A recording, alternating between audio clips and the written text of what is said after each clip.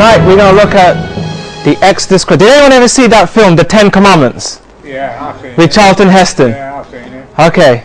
Tonight we're going to relive Charlton Heston, but we're going to look at the true story. The true story of the Exodus cross. Now there are many people that don't believe it ever happened. There's many people don't believe it happened. Yeah. So.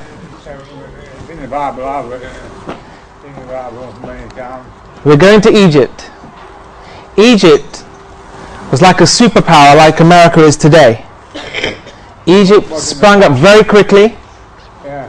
It was the most powerful country at the time. It was almost invincible. Superstructures. And here we see a picture of Egypt.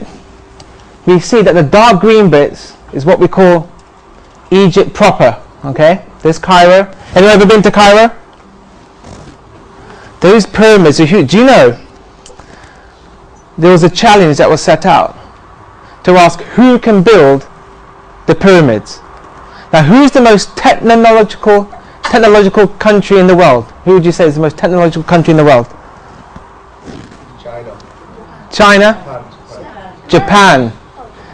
All the electronics, videos, DVDs, it's all Japanese, isn't it? Yeah, it is. So the Japanese said, we can build a pyramid. So they attempted to build a pyramid just like the ones in Egypt. And you know what? They failed. The Japanese could not build a pyramid like we have in Egypt. Those pyramids are so advanced, so many intricate tunnels and channels and rooms, that the Japanese couldn't even build a pyramid. That's how technically advanced Egypt was at the time. And here we see another picture again. The green bits is what we call, the dark green bits is proper Egypt, and the light green is what Egypt had control of. There was a man called Joseph. Anyone heard the story of Joseph and his multicolored coat? Yeah, I remember that. Yeah, this is Joseph. Yeah, I remember. Joseph was sold to Egypt as a slave, and through a number of providential circumstances, he was promoted to be the president of Egypt. And as a result of him being raised up to president of Egypt from a slave, he then invited the rest of his family to come and live in Egypt. But the time came when the new Pharaoh, after Joseph died, forgot all about Joseph and what he did for Egypt, and all he saw was his load of foreigners in his land. So he decided to work them, make them slaves. And he worked them. And he built mammoth structures and he used them, free labor. And they built for Pharaoh treasure cities, Pithom and Ramesses.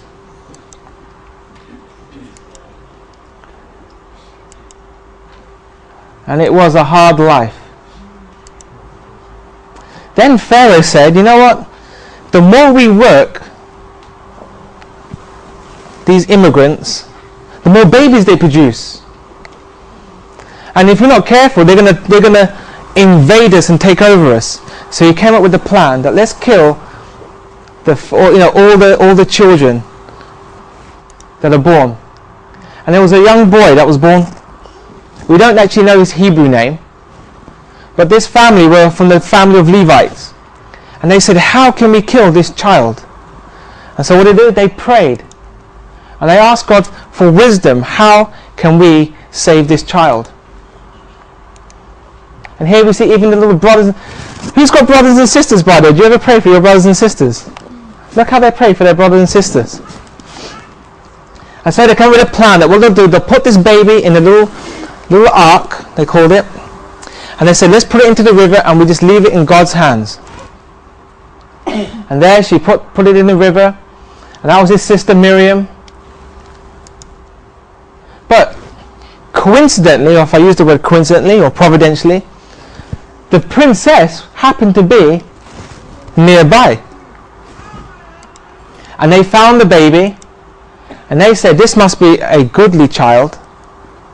This must be from the gods. The gods have preserved this child. And so she took the child, and the daughter of Pharaoh discovered the baby Moses in the ark. And the daughter of Pharaoh came down to wash herself at the river, and her maidens walked along by the riverside. And when she saw the ark among the flags, she sent her maid to fetch it. And when she had opened it, she saw the child, and behold, the babe wept. And she had compassion, and she adopted this child.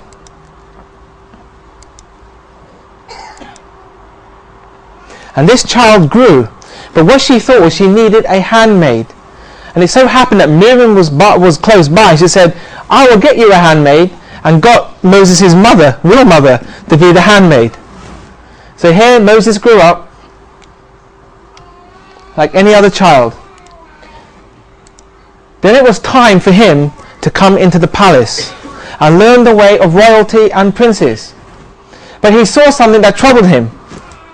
He saw how these people were being whipped and tortured. And then he came to an understanding that he was also like them, a Hebrew boy. And it troubled him. There he is. Every day it would angst him. You ever have that feeling? When you're angst every day. And he so much wanted to deliver his people. And he came to the realization he would rather suffer with the Hebrews than be a prince of Egypt. Did anyone ever see that film, The Prince of Egypt? And one day he spied an Egyptian smiting a Hebrew, one of his brethren. And he decided to take the law into his own hands, and he killed him. And Moses chose rather to suffer affliction with the people of God than to enjoy the pleasures of sin for a season. And as we go through these evenings, I'm going to show you through these stories, true stories, and through the books of Daniel and Revelation, that a time is going to come for each and every one of us that we will have to make a decision that are we going to suffer with the people of God, or are we going to enjoy the pleasures of sin for a season. And so Moses had to run for his life. Now Moses was here in Egypt, and the Bible tells us that he fled into a place called Midian. And Midian is in a place called Saudi Arabia, where all the oil is. And there he found some helpless women trying to water the sheep, and there he defended these women. And as a result, he got to marry one of them. And for 40 years, Moses, who was the prince of Egypt, became a humble shepherd. And there he learned and understood the principles of God and true worship. One day he saw something very unusual. He saw a fire in the bush, but the bush was not burning. And he thought, what is this strange thing? And there God was present and spoke to him. And he said, take off your shoes. You're on holy ground. Now I used to go to the Sikh temple. Has anyone heard of Sikhs where they wear the turbans? When you go into the temple, you have to take your shoes off because it's holy ground. Welcome, take a seat. And Moses was told he was to bring the children of Israel to where? To this mountain at the back of Midian. And when thou hast brought forth the people out of Egypt, ye shall serve God upon this mountain. So where was Moses at this time? In Saudi Arabia. So God has told him, go and get the people of Israel out of Egypt and bring them back where? Into Saudi Arabia. And tomorrow we're going to go to Saudi Arabia. But tonight we're going to stay in Egypt. And so he's here in Midian where he sees the fire, and he's told to go back into Egypt to get the Israelites out. And so he said to Pharaoh, he says, thus saith the Lord, let my people go. And what do you think Pharaoh said? No. Who's the Lord? I am king. I am God on this earth. Who are you, Moses? But Pharaoh is not going to listen. So Moses then tells the people, he tells them, I have been sent from God to deliver you. Do you think the people were happy? They were very happy. They were very happy. Now we're going to be delivered. And so Moses goes back to Pharaoh, and this time he takes Aaron with him, and he says, "Thus saith the Lord, let my people go." And Pharaoh said, "Who is the Lord that I shall let the people go?" And so Pharaoh challenged Moses, and Moses had a staff, and he threw the staff on the floor, and appeared a snake. And then Pharaoh laughed. Pharaoh says, "My magicians can do the same." And so his magicians come, and they throw their rods, and appeared snakes. So Pharaoh wasn't impressed. The only difference is that the snake that came from Moses' hand ate up the snakes that came up from Pharaoh's hand.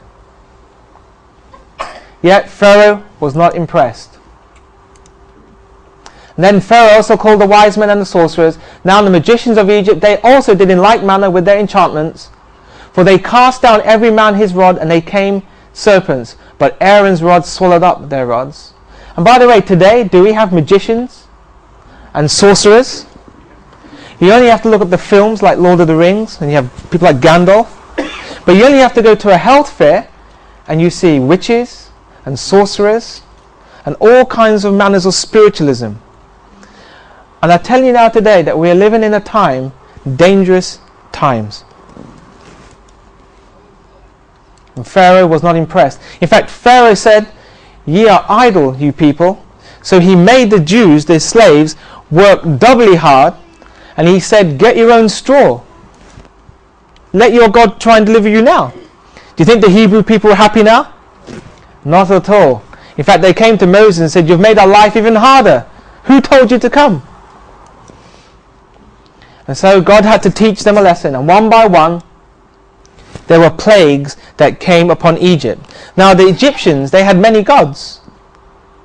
They worshipped frogs, they worshipped the river, they worshipped flies. So each of the plagues that came was demonstrating to the Egyptians that God was higher. So they worshipped frogs, he gave them frogs. And Pharaoh refused, so Egypt suffered what was called the 10 plagues. And the Egyptians shall know that I am the Lord, when I stretch forth mine hand upon Egypt, and bring out the children of Israel from among them. And these were the 10 plagues: water to blood, frogs, lice, flies, cattle, boils, hail, locusts, darkness, and the firstborn were slain. Now interestingly, the sorcerers were able to duplicate this one here. But eventually they had to admit that we don't have the power to replicate what Moses is doing. And they said, "This is the finger of God." And Moses came to Pharaoh and said, "Let my people go." And so basically Pharaoh said, "Get out of my sight. I'm not going to listen to what you've got to say." And so God told Moses, "Do this thing. Take a lamb without blemish. Take the blood of this lamb and put it on the doorposts. Because the angel of death is going to come this night." And this is what was called the Passover. And this blood here was to represent the blood that Jesus was going to shed on that cross. And so they all got this blood, and they shall take of the blood and strike it on the 2 side posts and on the upper doorposts of the houses. But it's interesting. Remember yesterday, people thought Moses was crazy, didn't they? Remember? And what happened? Sorry, Noah. What happened? Finally, Noah gives the final invitation. He says, "Come onto the ark." And they refused. They thought he was crazy. And the same thing. What are these crazy people doing? Wasting the good sheep, wasting all that blood. And they laughed. But interestingly enough, this opportunity to put this blood on the doorpost was open to the Egyptians. But they refused. And so they all obeyed and listened. And then they celebrated the Passover. And that night the angel of death came and struck every single house that did not have the blood on that doorpost, and the firstborn were killed. And that night was a night of weeping. And it came to pass that at midnight the Lord smote all the firstborn of Egypt, from the firstborn of Pharaoh that sat on the throne, unto the firstborn of the captive that was in the dungeon, and all the firstborn of the cattle. And Pharaoh rose up that night, he and all his servants and all the Egyptians, and there was a great cry in Egypt, for there was not a house where was not one dead. And interestingly, as each of these plagues came into Egypt, there was one area where none of the plagues hit upon. And that was the area where the Jews were. And so Pharaoh that night, he said, these people make me sick. Let them get out of Egypt.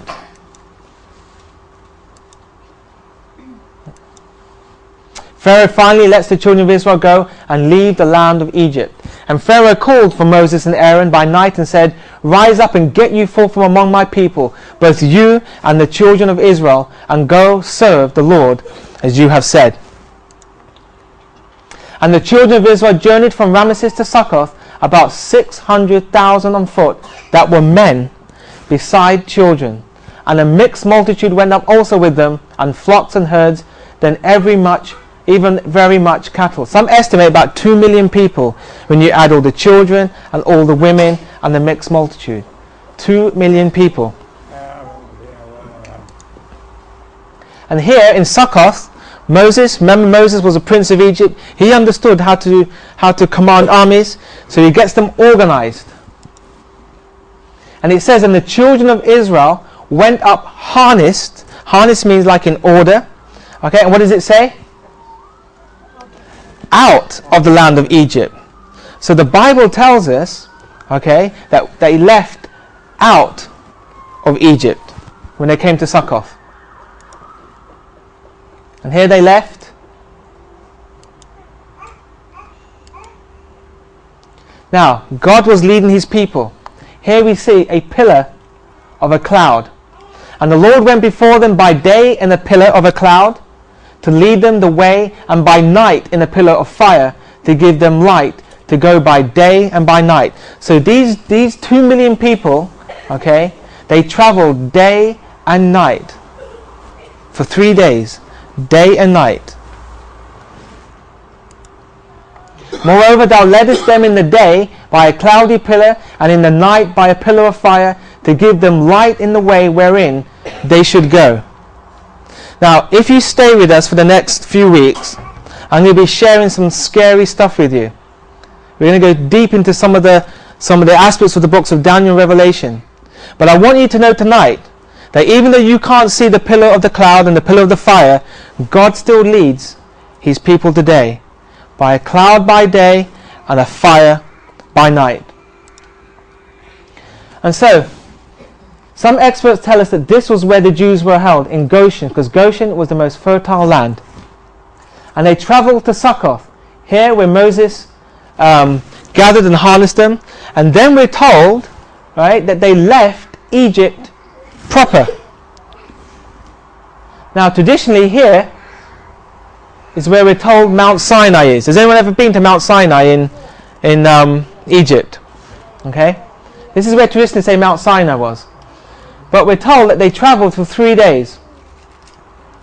And we'll go through the story, but as they were traveling, God said, turn off the highway and come down. And we'll actually show that their journeying was this route here. Here we find the Gulf of Suez, and here's the Gulf of Aqaba. And this is the Red Sea. So now we're going to go on a journey. Let's go in exactly the same footsteps that these 2 million people traveled. Now, there was 2 ways out of Egypt. There's a way here called the way of the land of the Philistines. So while he was here, he could have gone up this route. There's also a way here called the way of the wilderness of the Red Sea, and they could have gone this way. But for some reason, God said go this way, the green route. And then he says, turn. Now, it was reported that around here were garrisons of Egyptians. So if they'd have gone up here, it very well could have encountered the army of the Egyptians. So maybe God said, they're not ready for that. Let's go down this way. And here we can see a satellite picture. And here we see traditional Mount Sinai. So we go down the road. And then it says, turn. And the Lord spoke to Moses saying, speak to the children of Israel that they turn. So they turn off the highway. And this is what it looks like. We were in Mount Sinai region in April this year. Very hot place.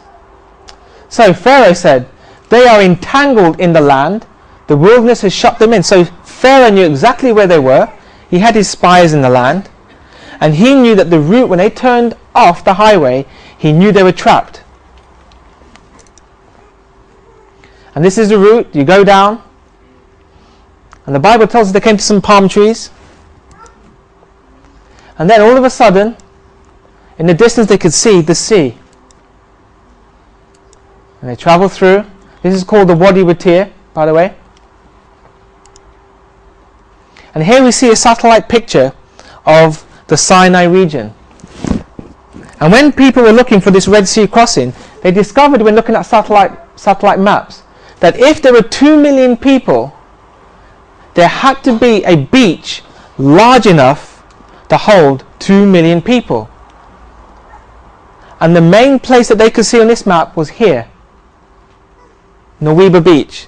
They looked all along the coast of the Sinai Peninsula, and the only place that really could have fit the scale was Nuweiba Beach. And so when they followed the trail and they said turn off, that's exactly what they found, a route that took them straight to Nuweiba Beach. And this is what Nuweiba Beach looks like. And so the people that were searching for this Red Sea crossing, they were convinced that this was the beach. They were convinced that if this was the beach, they should expect to find something under the Red Sea. What would you expect to find under the Red Sea? Chariots parts. What else? Human bones. What else would you expect? Horses.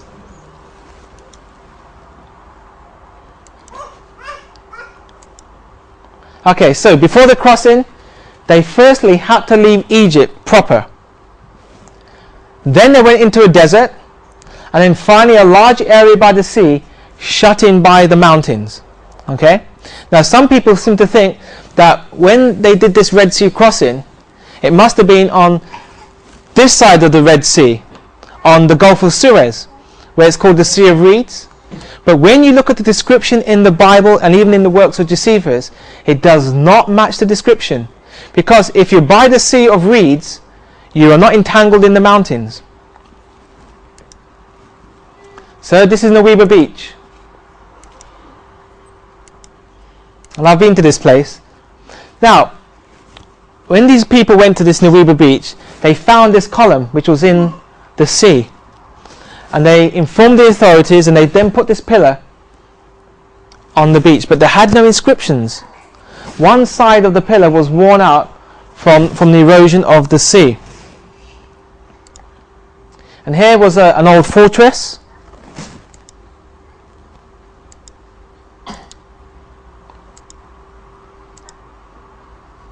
Now something happened. You have these 2 million people on the beach, and all of a sudden they hear horses. Because there were no graves in Egypt, hast thou taken us away to die in the wilderness? Wherefore hast thou dealt with us to carry us forth out of Egypt? We did tell thee in Egypt, saying, let us alone. Because now they see all these armies of Pharaoh. Because Pharaoh decided, I'm going to take these slaves back. And so he pursues them, and he chases them, and he comes through the Wadi Watir, and he's approaching Nuweiba Beach. And what did these Jews do? Do you think these Jews were grateful? No. They complained. They said, why have you taken us out of Egypt, where we could have died in Egypt? Who is this God that you've led us to follow? So they were trapped. And who did they blame? They blamed Moses. Do you ever blame anyone when something goes wrong? Who's married, by the way? When something goes wrong, do you ever blame your spouse?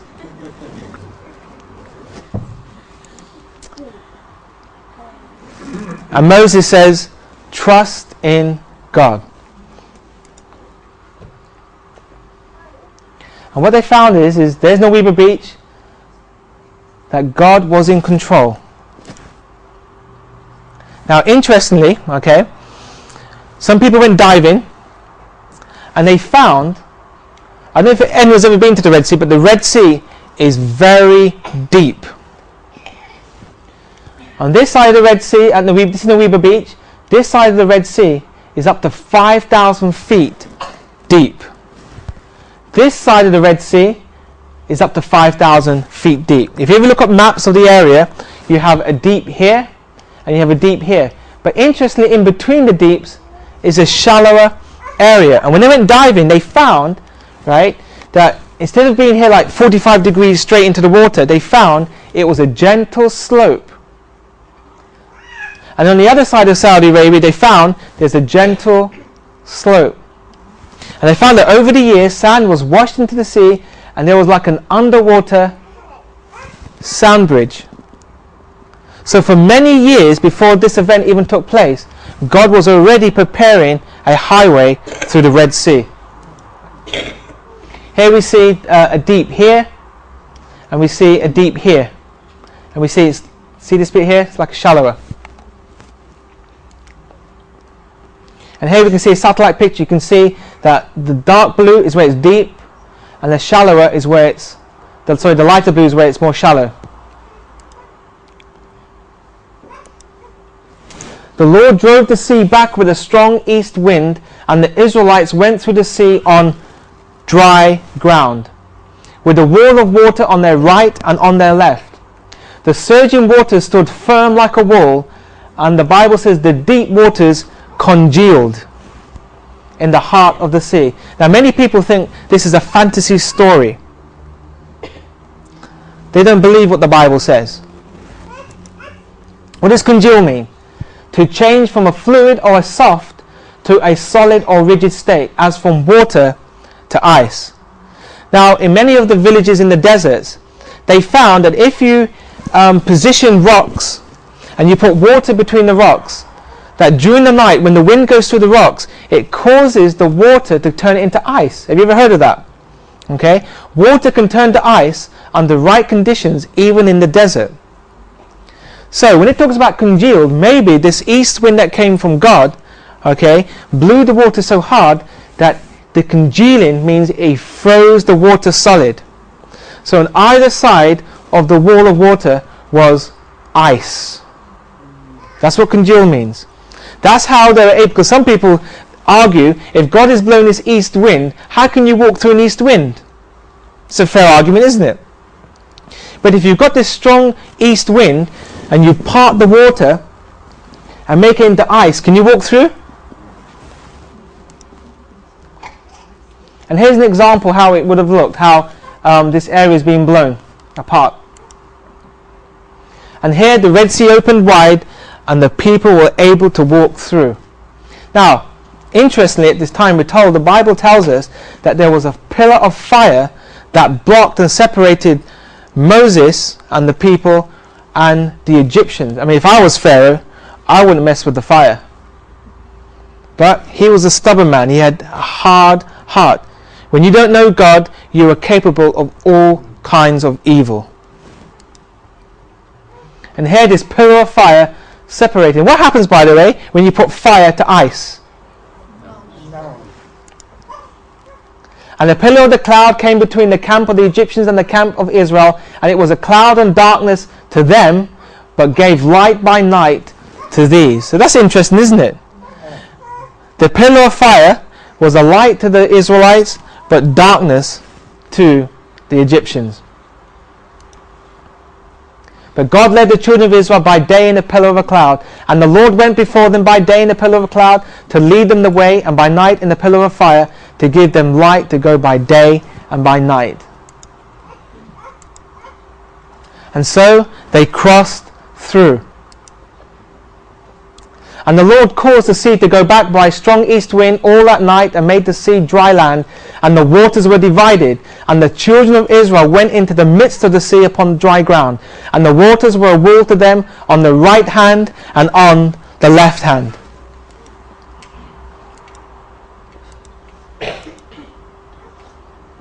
and they came safely through the other side. Now, what do you think the Egyptians did? Because as soon as they got onto the other side, the pillar of fire and the pillar of cloud lifted. So what did the Egyptians do? Instead of going back, they pursued. And Moses put his hand back up, and what do you think happened? The sea collapsed. But remember, the pillar of fire was behind them. Maybe the pillar of fire was melting the ice, and by the time the Egyptians came through, the water collapsed on them. And Moses stretched forth his hand over the sea, and the sea returned to its strength. And the Egyptians were drowned when they tried to follow. Now, interestingly, the Bible gives us some detail of what took place. For example, the Bible tells us that the wheels came off the chariots. It says that the chariots got stuck on the ground.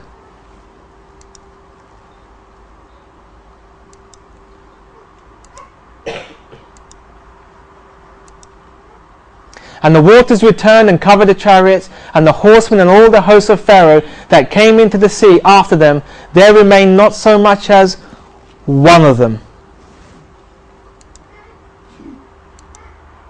And they didn't have to die. Who chose for them to die? Pharaoh. They did not have to die. But because of their stubbornness, they walked into death. And Egypt never recovered from that. Egypt never got the same power that it did before that happened. And so there they perished. And so this was the Exodus crossing. This man here, Aaron Zen. Can you stand up, Aaron? This is my friend, Aaron Zen. I've known Aaron for over 12 years, okay? And Aaron had the privilege, I've been to this place, okay?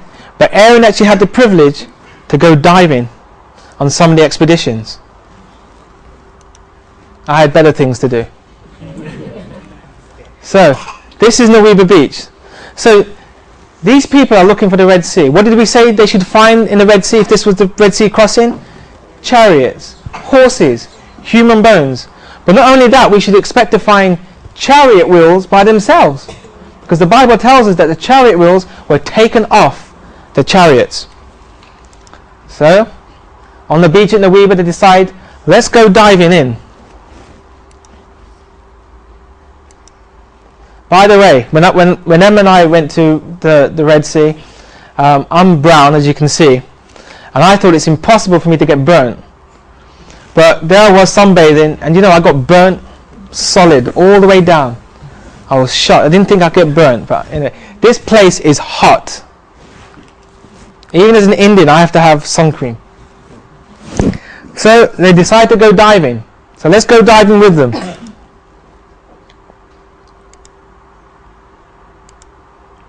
And guess what they found? They found chariot wheels. Here we find a wheel, and an axle. Where's the chariot? Remember what the Bible says, the wheels and the axles came off? They found chariot parts. Here they found wheels. And what they found is that these wheels were covered in coral, which was preserving them. They also noticed, right, they went back to Egypt, looked at the Cairo Museum, and they found that many of the Egyptian wheels, okay, they had metal hubs. They had metal hubs, and then they had wooden spokes. But they found that these wheels, even though the wood was deteriorated, the coral was formed in its place. So, if they had metal hubs, how do we detect metal? Metal detectors.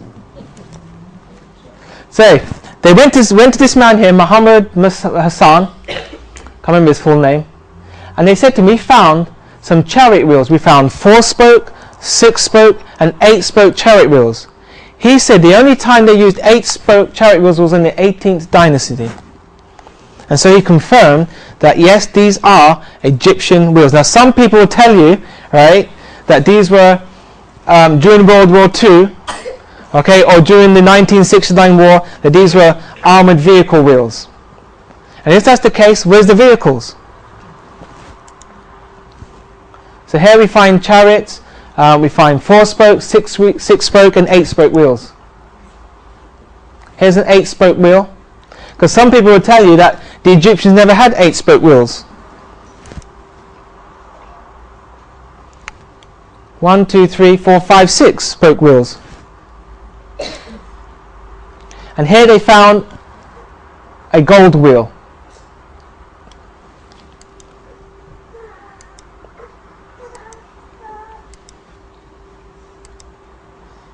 Here they found a 6-spoke chariot wheel hub with axle, and this artifact gave positive readings for iron with an underwater metal detector.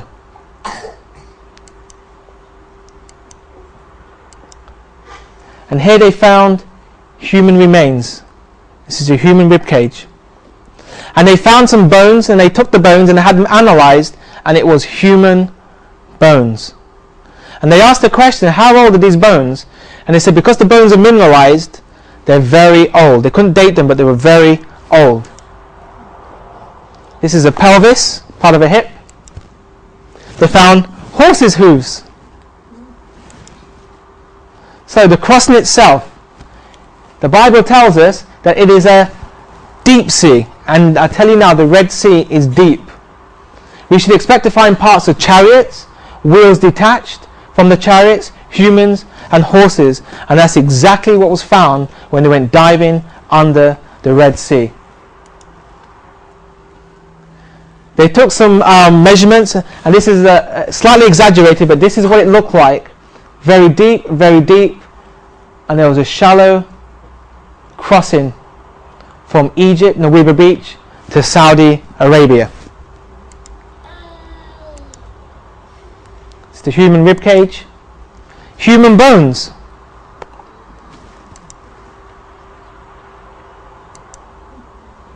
Here we find another wheel.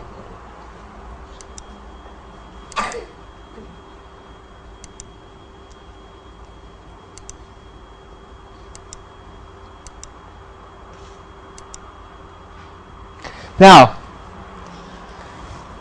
they thought to themselves, if this really is the Red Sea crossing, we should find chariot wheels on the other side. So they tried to get into Saudi, but the Saudis they don't like tourists, Saudi Arabians, okay? And so, someone I know this person, I met her some years back, she was a nurse. So she decided, I'm going to get a job in Saudi Arabia as a nurse, and then every weekend, every spare time, I'm going to go to the other side of Saudi Arabia, and I'm going to go diving. And she went diving, and guess what she found? Chariot wheels. This was on the Saudi side. Chariot wheels.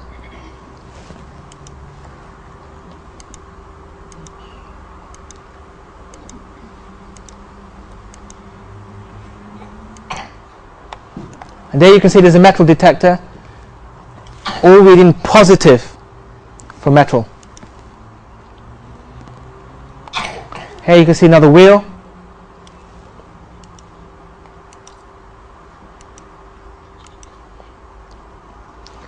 That's a hub, and you got the 4th spoke there's missing.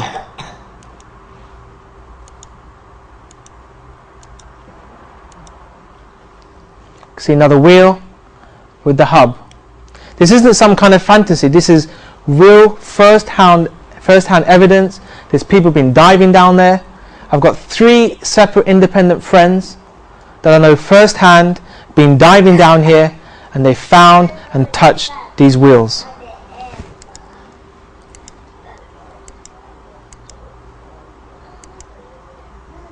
And here they found plenty of wheels. So this is a picture of Egypt then. So here we see Nuweiba Beach, okay?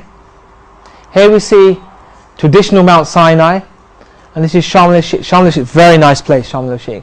But these are some of the places where they thought also could be the Red Sea crossing, but Nuweiba is the only beach that could accommodate 2 million people.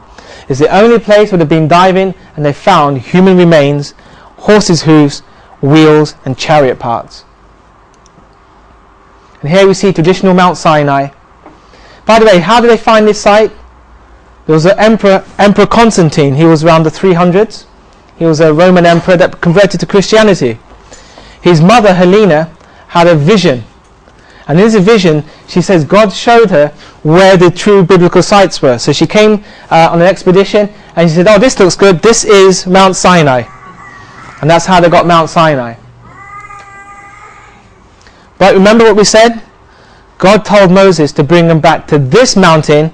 And where was he? He was in Saudi Arabia. But that's tomorrow. So they traveled from Egypt. They came to Succoth. They traveled along. God says turn. They turn and they travel through. And in Mount Sinai, by the way, there's a place in Saudi Arabia called Jebel Laws. Means the mountain of Moses or the mountain of the law. Mount Sinai. In Galatians chapter 4 verse 25 says, for this Agar is Mount Sinai in where? In Arabia. So the Bible tells us where Mount Sinai is. So it cannot be the Sea of Reeds like some people like to tell us.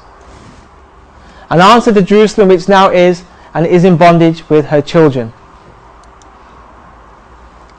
So that was the Exodus route. It really happened. They found the wheels. They found the evidence.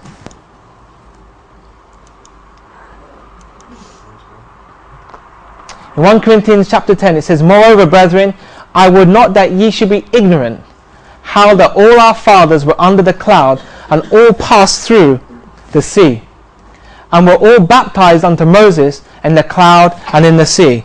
So when they went through the Red Sea, it was like a baptism. I don't know if anyone's ever been baptized, but that was like a baptism. And the baptism has to be through the waters. Not some kind of sprinkling process, but through the waters. Now all these things happened unto them for what? In samples. And they are written for our admonition, upon whom the ends of the world are come. So what is this telling us? It tells us that this story of the Exodus crossing is a reminder and an example of the end of the world. That's what it's telling us. So when we look at the story of the Exodus, it is telling us it is a pre-story of the end of the world. So they came over to the other side and they rejoiced. Not rejoicing for the fact that the old Egyptians were killed, but just the fact that they were delivered, that God protected them as he promised.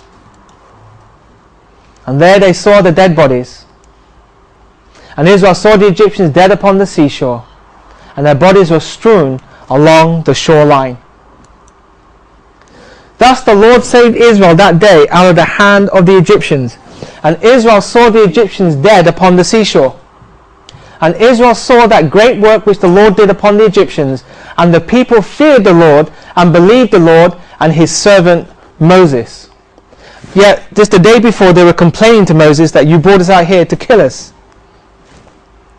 Then sang Moses and the children of Israel this song unto the Lord. And we find this song in Exodus 14, 30, 31 and Exodus 15, verse 1. It's called the Song of Moses. It was a song of deliverance. Now remember that the Red Sea crossing and the Exodus story is a pre-story of the end of the world. Yes?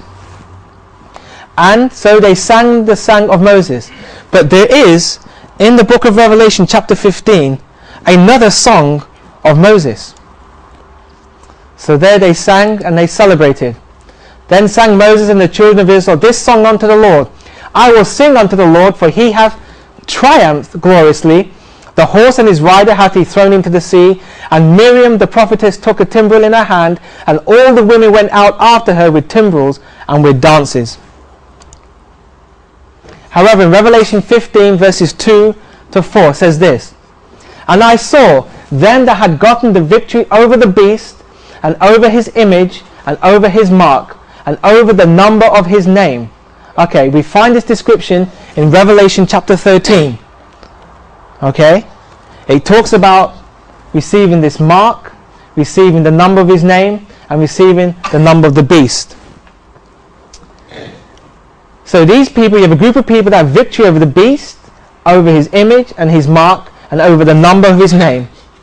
Sing the song of Moses, the servant of God, and the song of the Lamb, saying, Great and marvelous are thy works, Lord God Almighty, Who shall not fear thee, O Lord, and glorify thy name? For thy judgments are made manifest. When you go through the book of Revelation chapter 4, and I invite you to read that when you go home tonight, go through Revelation 13, Revelation 14, and Revelation 15, because over the next few days we're going to explain what's going on. But in Revelation 15 it says there's a group of people, okay, that sing the song of Moses. And these people gain the victory over the beast, his image, and his mark, and the number of his name. And we will deal with who these are. We're going to deal with who the beast is, who the image is, what the mark is, and the number of his name. And we're told in Revelation chapter 14, it identifies who these people are that gain the victory. It says, they that keep the commandments of God and have the faith of Jesus will have victory over the beast, the image, and his name. And we're told that in the book of Revelation that we too will have to go through an Exodus crossing. But this time, instead of being an earthly Canaan, God promises a heavenly Canaan. And the Bible tells us that Christ is coming back again. It tells us that there will be an end of the world. Now many people have been saying that for years. But I tell you this now, if the Exodus crossing is true, and it's been confirmed by archaeology, then you have to take the other aspects of the Bible seriously. We've shown you yesterday about Noah, that there was a boat. Today I've shown you that they found chariot parts under the Red Sea. Therefore, we can trust what the Bible says is true. And there will come a time when everyone was going to have to make a decision. And tonight I ask you that you seriously think about where you're heading. What Exodus crossing are you taking? And tonight I'd invite you, when you go home, go through the books of Revelation 13, 14, and 15